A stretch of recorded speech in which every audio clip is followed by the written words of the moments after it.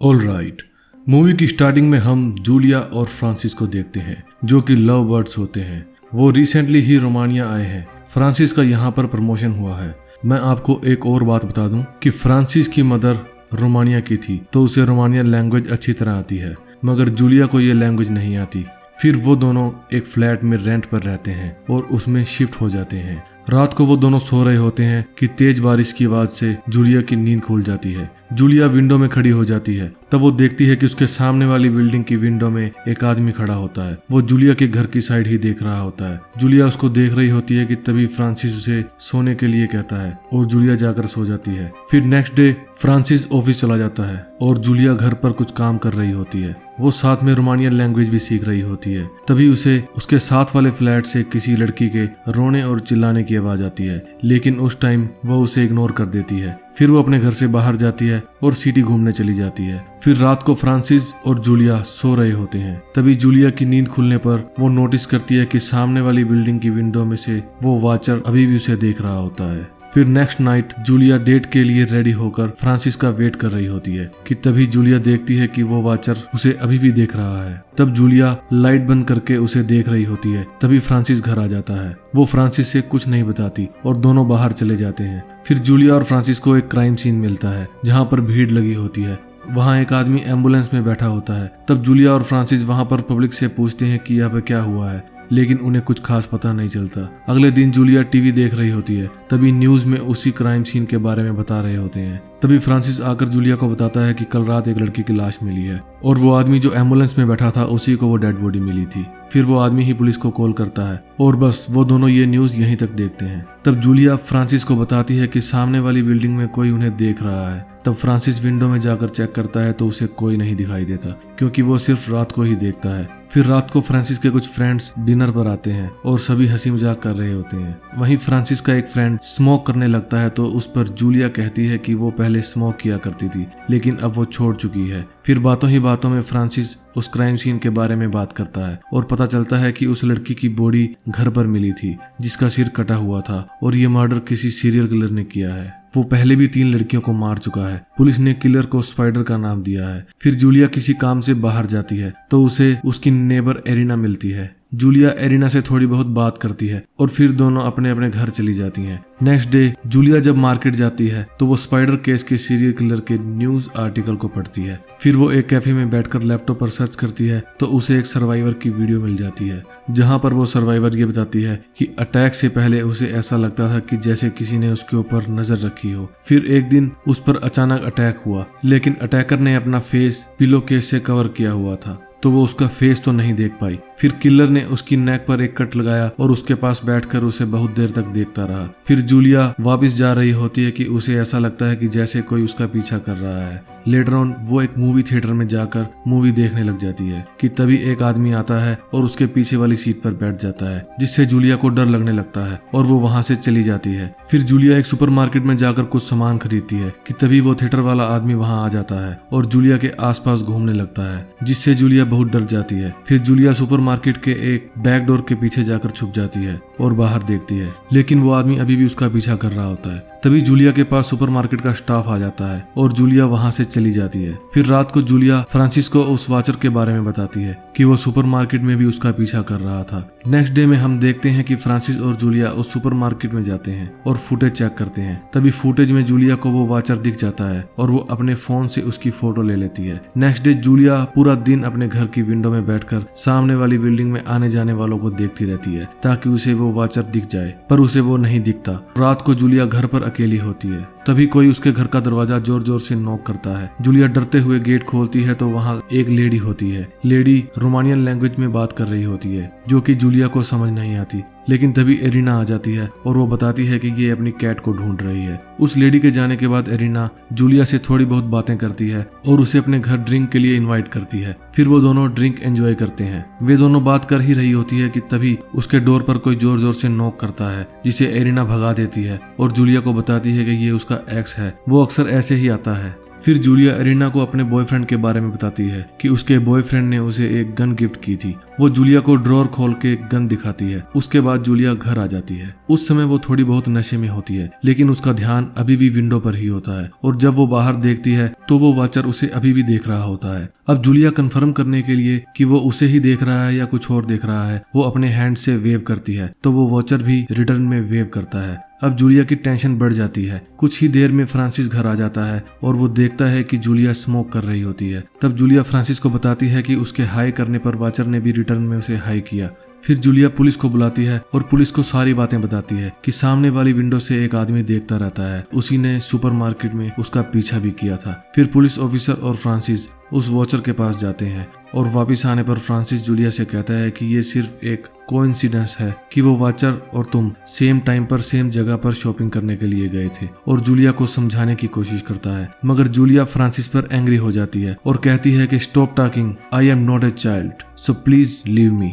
फिर फ्रांसिस उससे पूछता है कि मैं तुम्हारी और क्या हेल्प कर सकता हूँ। तब जूलिया नथिंग बोल कर रूम का गेट बंद कर लेती है। फिर नेक्स्ट डे जूलिया मार्केट जाती है और सिगरेट खरीदती है कि तभी उसे वो वॉचर कहीं जाता हुआ दिखाई देता है। फिर वो उसका पीछा करती है। रास्ते में वो छुप छुप कर उस वॉचर का पीछा कर रही होती है और वो एक क्लब में पहुंच जाती है जहां वो काम करता है। वो वॉचर जूलिया को नोटिस कर लेता है, जिससे जूलिया वहीं पर छुप जाती है। तभी उसको एरिना मिल जाती है और वो भी उसी क्लब में काम करती है। वो दोनों बात करती हैं। वहां पर जूलिया उसको अपनी सारी प्रॉब्लम्स बताती है कि फ्रांसिस उस पर ट्रस्ट नहीं करता। फिर जूलिया एरिना से ये पूछती है कि क्या वो आदमी यहाँ पर काम करता है और क्या तुम उसे जानती हो। इस पर एरिना कहती है कि यहाँ पर स्टाफ अक्सर चेंज होता रहता है तो उसे कोई भी याद नहीं रहता। फिर एरिना की शिफ्ट का टाइम हो जाता है और एरिना जूलिया को समझाकर घर भेज देती है। घर आकर जूलिया सो जाती है कि तभी उसे एक नाइटमेयर आता है। वो देखती है कि कोई उसके फेस पर पिलो कवर रख के उसे मारने की कोशिश कर रहा होता है। फिर नींद खुलने पर उसे एरिना के रूम से कुछ आवाजें आती है और जूलिया जोर जोर से डोर को नॉक करने लगती है कि कहीं एरिना खतरे में ना हो।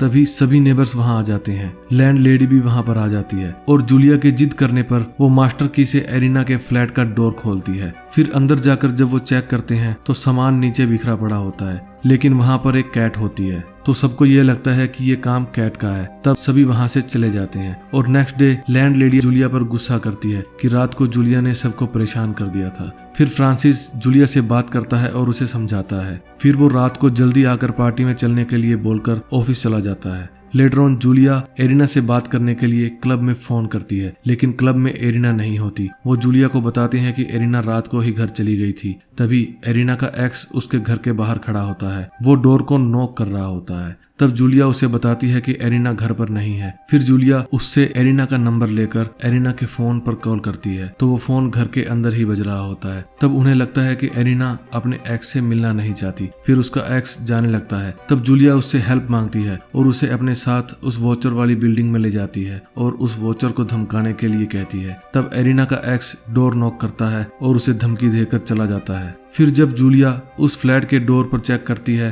तो वहां पर कोई ओल्ड मैन होता है और जूलिया वापस आने लगती है। तभी लिफ्ट के पास आने पर जूलिया को वहां वॉचर दिखाई देता है। वो वॉचर जूलिया को देखकर हैरान हो जाता है, मगर जूलिया जल्दी से लिफ्ट में चली जाती है। फिर रात को जूलिया पार्टी के लिए रेडी हो रही होती है कि तभी पुलिसमैन के साथ वॉचर उसके घर पर आता है। उसने कंप्लेंट की होती है कि जूलिया उसका पीछा कर रही है और आज उसके फादर को उसने धमकी भी दी है, लेकिन पुलिस को जूलिया ने पहले ही कंप्लेंट की होती है तो वो ये सोचते हैं कि यहाँ पर जरूर कोई मिसअंडरस्टैंडिंग है और अच्छा होगा कि ये मिसअंडरस्टैंडिंग आप दोनों मिलकर यहीं पर सॉल्व कर ले। फिर पुलिस के कहने पर वो एक दूसरे से हैंडशेक करते हैं और फिर जूलिया घर के अंदर आ जाती है, मगर वो अभी भी अपसेट होती है। फिर फ्रांसिस जूलिया को न्यूज में दिखाता है कि सीरियल किलर पकड़ा जा चुका है, जो कि कोई और नहीं वो एम्बुलेंस वाला आदमी है जो कि एक प्लम्बर का काम करता था और विक्टिम के घर जाकर उन पर अटैक करता था। फिर फ्रांसिस और जूलिया पार्टी में चले जाते हैं, लेकिन जूलिया अभी भी थोड़ी सी टेंस होती है। फिर फ्रांसिस उसे अपने पास बुलाता है और सबसे मिलवाता है। फिर सभी थोड़ा बहुत हंसी मजाक करते हैं और फिर सीरियल किलर स्पाइडर के बारे में बात करते हैं।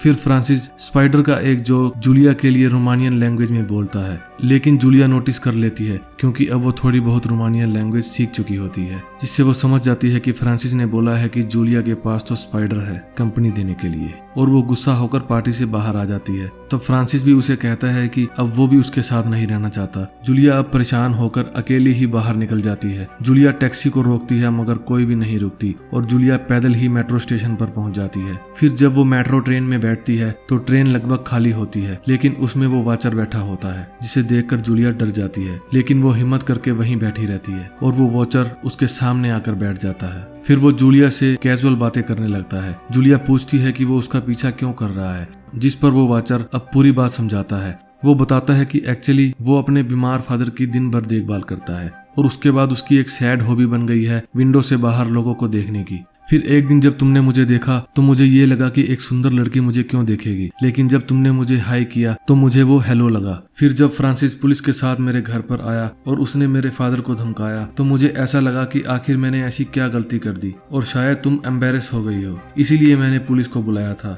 इस मैटर को खत्म करने के लिए। जूलिया उस वाचर से बात करते समय उस पॉलीथीन बैग को देख रही होती है। जूलिया को ऐसा लग रहा था कि जैसे उसके अंदर किसी का कटा हुआ सिर हो और जूलिया का डर उसकी आंखों से साफ दिख रहा होता है, लेकिन वो खुद को समझाती है और उस वाचर को सॉरी बोलती है, जिससे बाद में ट्रेन रुकने पर जूलिया जल्दी से अपने घर आ जाती है और वहां से जाने के लिए अपना सामान पैक करने लगती है।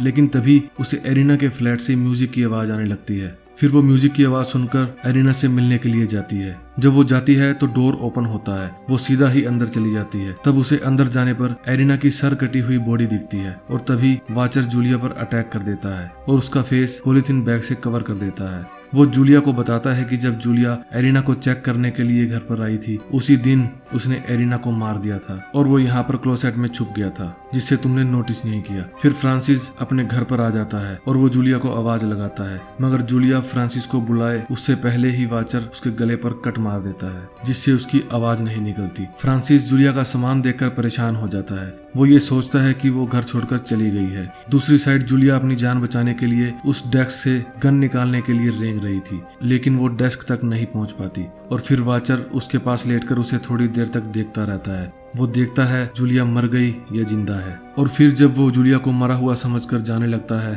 तो वाचर नोटिस करता है कि सामने वाली विंडो में से एक बच्ची उसको मारते हुए देख रही होती है। दूसरी साइड फ्रांसिस जूलिया के फोन पर कॉल करता है तो फोन की आवाज एरिना के घर से आती है। आवाज सुनकर फ्रांसिस घर से बाहर आता है और उधर वाचर भी अपनी जैकेट पहनकर एरिना के घर से बाहर निकलता है। तब फ्रांसिस उस वाचर को बाहर निकलते हुए देखता है। फ्रांसिस उसे कुछ कहता या उससे कुछ पूछता उससे पहले ही वाचर को पीछे से गोली लग जाती है, जो कि जूलिया ने ही एरिना की गन से चलाई होती है, क्योंकि जूलिया उस टाइम पूरी तरह से मरी नहीं होती, उसमें अभी भी थोड़ी जान बची होती है और वो वाचर पर फिर से एक बार फायर करती है और उसे जान से मार देती है, जो कि एक और सीरियल किलर होता है। जूलिया खून से भरी हुई बाहर आती है और फ्रांसिस को देखने लगती है और बस स्टोरी यहीं पर खत्म हो जाती है। दोस्तों, अगर आपको ये वीडियो अच्छी लगी हो तो प्लीज वीडियो को लाइक करें और अपने दोस्तों के साथ शेयर करें और हमारे चैनल को सब्सक्राइब करें। वीडियो देखने के लिए आपका बहुत बहुत धन्यवाद।